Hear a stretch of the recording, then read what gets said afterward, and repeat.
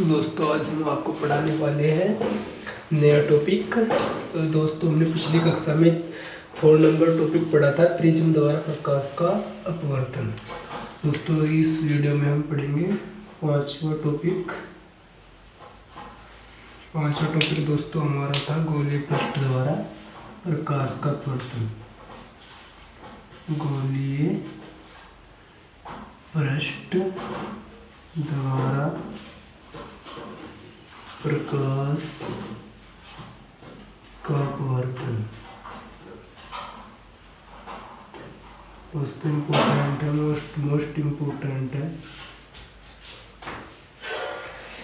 गोलीय पृष्ठ द्वारा प्रकाश के अपवर्तन में हम दोस्तों दो तरह के पृष्ठ पढ़ते हैं। पहला पृष्ठ है आपका उत्तल पृष्ठ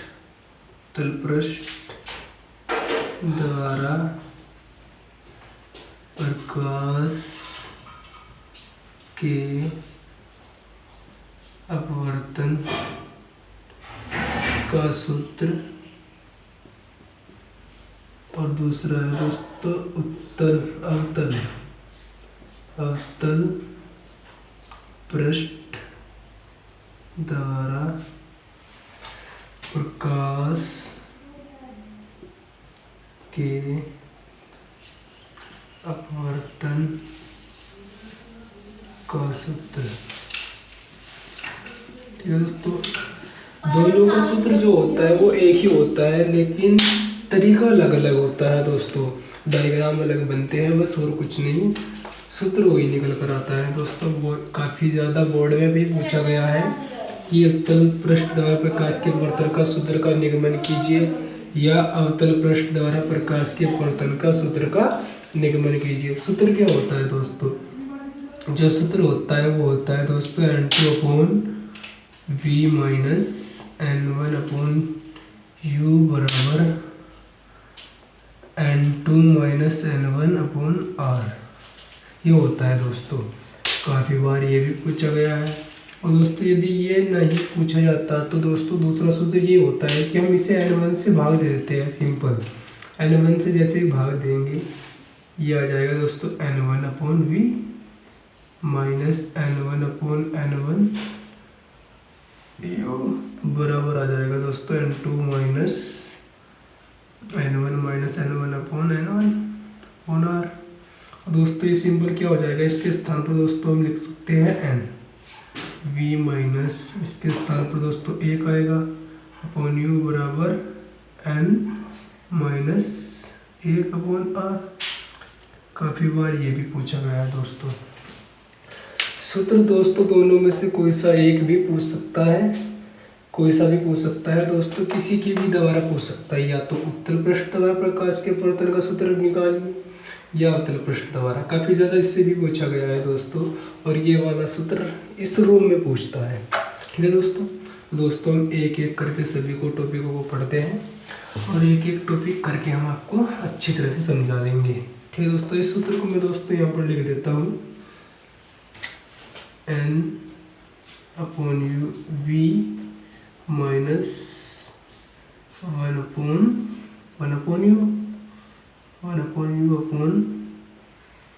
N1 - R।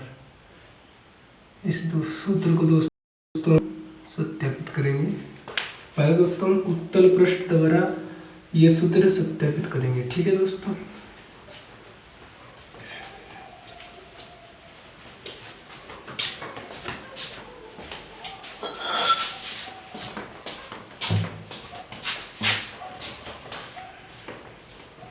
उत्तल पृष्ठ द्वारा। ठीक है, उत्तल पृष्ठ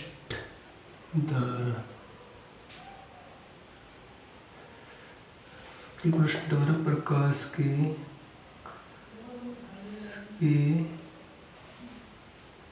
अपवर्तन का सूत्र।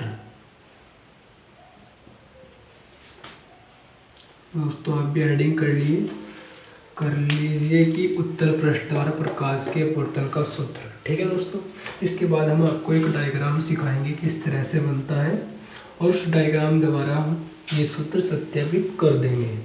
दोस्तों ध्यान से समझना, ये उत्तल पृष्ठ है, ठीक है दोस्तों। एक ऐसा पृष्ठ है, उत्तल पृष्ठ है, और ये हमने एक मुख्य अक्ष खींच दी है, ठीक है दोस्तों, मुख्य अक्ष।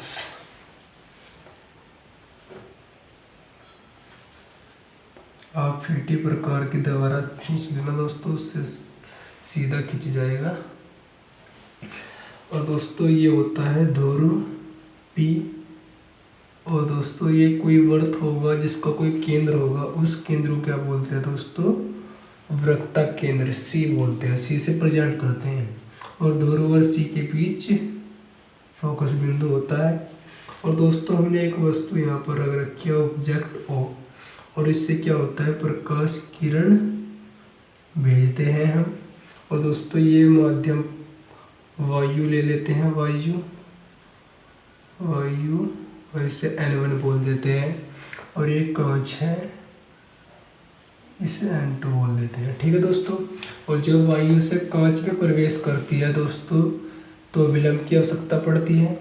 ऐसी स्थिति में जब भी आपको अभिलंब खींचना हो तो बिंदु C से मिलाती एक रेखा खींच देनी है, बिंदु C से मिलाती, दोस्तों यही क्या हो जाएगा, आपका अभिलंब हो जाएगा, ठीक है दोस्तों। इसे नॉर्मल N लिख देते।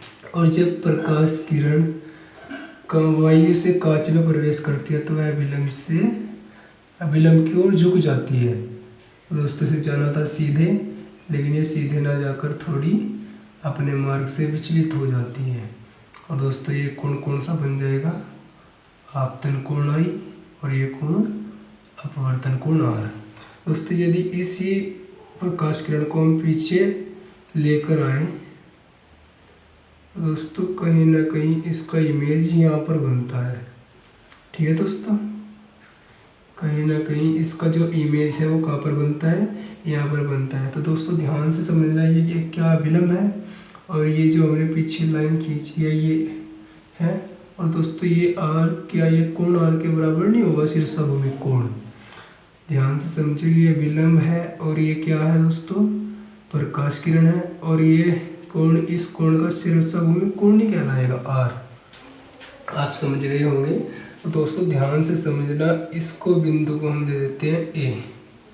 और अब कुछ नहीं करना, केवल दो त्रिभुज लेकर चलने हैं। सबसे बड़ा त्रिभुज देख लो आप, इसमें त्रिभुज है AIC। इसके बाद एक काम और करना, आप इन कोणों को नाम दे देना अल्फा, बीटा और गामा, बस और कुछ नहीं करना। और इसके बाद एक अभिलंब ड्रॉ कर देना है आपको, इसका नाम देते हैं M, ठीक है दोस्तों, इसका नाम दे देते हैं M। और इसके बाद आपको सबसे बड़ा त्रिभुज लेकर चलना है AIC, त्रिभुज लेकर चलना है दोस्तों AIC से। और दोस्तों जैसे ही त्रिभुज लेकर चलेंगे तो दोस्तों आप देख रहे होंगे जो R है, कोण R है, वो इस त्रिभुज का बहिष्कोण है। कोण R इस त्रिभुज का बहिष्कोण है। तो R का यदि मैं मान निकालो, R बराबर क्या आ जाएगा दोस्तों, beta plus gamma, beta plus gamma. समीकरण क्या हो जाएगी दोस्तों, फर्स्ट। और यदि इसी प्रकार त्रिभुज लेकर चलो मैं AOC, त्रिभुज AOC से दोस्तों, इस त्रिभुज में आपको बहिष्कोण दिख रहा होगा, आपतन कोण I, आपतन कोण I का मान क्या हो जाएगा दोस्तों, alpha plus gamma, alpha plus gamma. दोस्तों ये इस तरह होता है, यदि कोई कोण होता है आपके पास, यदि ये 40 है और ये 50 है, तो दोस्तों यदि बाह्य कोण कुछ भी बन रहा हो, KI कुछ भी, यदि इसका मान चाहिए तो आपको दोस्तों इन दोनों का अंदर ही जो कोण बनते हैं उनका योग कर देना चाहिए, के बराबर आ जाएगा 40 प्लस 50 बराबर 90 डिग्री, ठीक है दोस्तों। यदि बहिष्कोण का मान चाहिए तो अंदर के जो कोण है उनका योग कर देना चाहिए। दोस्तों हमने इसी तरह किया है, हमें कोण R व I चाहिए थे, हमने इसी तरह अंदर जो कोण बन रहा है उसको जोड़ दिया और समीकरण सेकंड प्राप्त हो गई। इसके बाद दोस्तों आपको कुछ नहीं करना, केवल स्नेल का नियम देखना है। स्नेल के नियम से, स्नेल के नियम से। दोस्तों स्नेल का नियम होता है साइन आई आपतन कोण की जया अपॉन अपवर्तन कोण की जया का अनुपात क्या होता है, एक नियतांक होता है दोस्तों, हमने दिया। और उसके बाद यदि कोण आई व आर छोटे हो तब दोस्तों यदि कोण छोटे आई और आर कोण छोटे हो तो ये साइन हट जाता है, एंगल छोटे होने पर एंगल स्वयं खुद आ जाते हैं, n2 अपॉन n1 की बराबर हो जाएगा। और दोस्तों यहाँ पर क्या कर देते हैं, क्रॉस मल्टीप्लाई कर देते हैं n1 की गुणा आई में और जो n2 है उसकी गुणा r में, तो यहीं पर कर देते हैं n1 आई बराबर n2 r। और दोस्तों यहाँ पर आई का मान रख देते हैं हमारे पास समीकरण सेकंड से और यहाँ पर r का मान रख देते हैं समीकरण फर्स्ट से। n1 आई का मान रखो दोस्तों अल्फा प्लस गामा बराबर है n2 और r का मान रखते हैं दोस्तों बीटा प्लस गामा और यहाँ पर n1 की गुना कर देते हैं n1 alpha plus n1 gamma n2 beta plus n2 gamma. और यहाँ पर गामा गामा वाले जो कोण है उन्हें एक तरफ को एक साइड में कर लेते हैं, बाकी एक साइड में कर लेते हैं।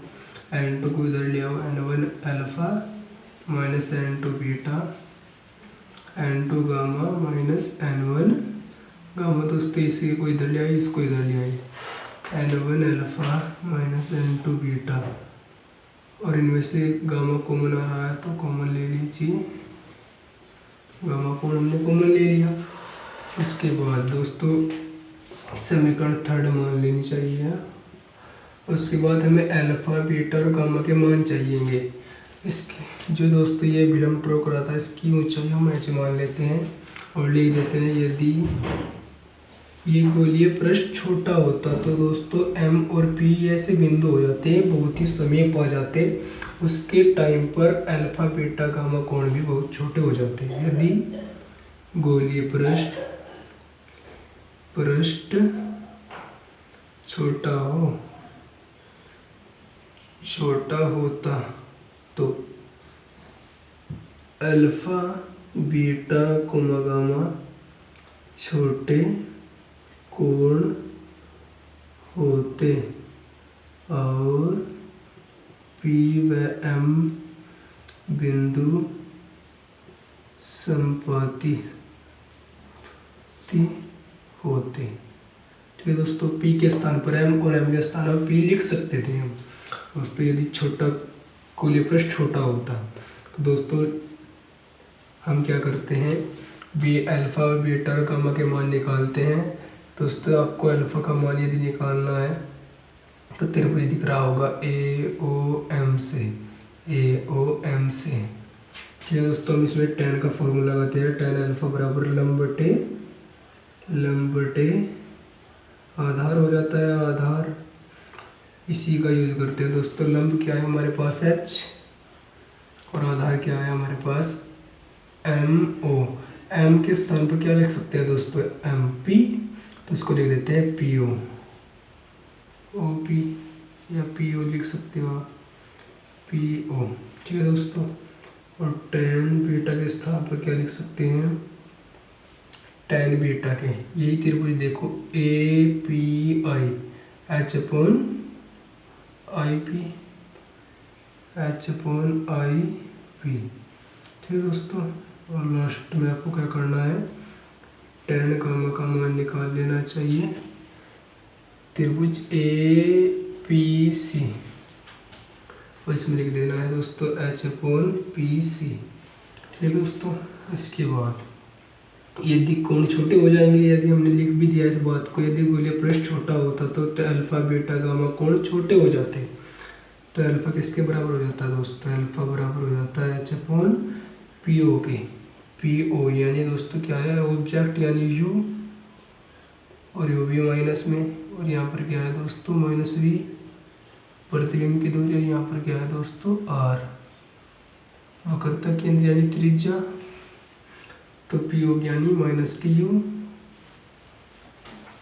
और दोस्तों बीटा का मान है एच अपॉन माइनस पी, और दोस्तों गामा बराबर होता है एच अपॉन आर। ये हम समीकरण थर्ड में यूज करते हैं दोस्तों। समीकरण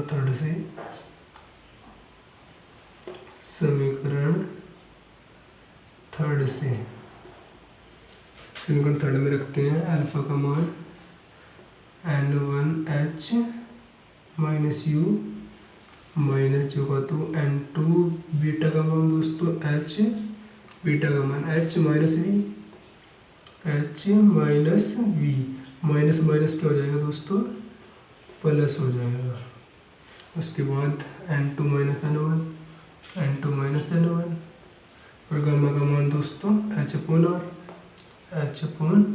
दोस्तों यदि यहाँ पर h कॉमन ले लें और इधर से भी h कॉमन ले लें हम, तो क्या हो जाएगा, ये माइनस का है, हम इसको बाद में लिखेंगे, इसको पहले लिख रहे हैं n2 v minus n1 upon u बराबर h कॉमन ले लिया है दोस्तों हमने, n2 minus n1 upon r, h से h कट गया।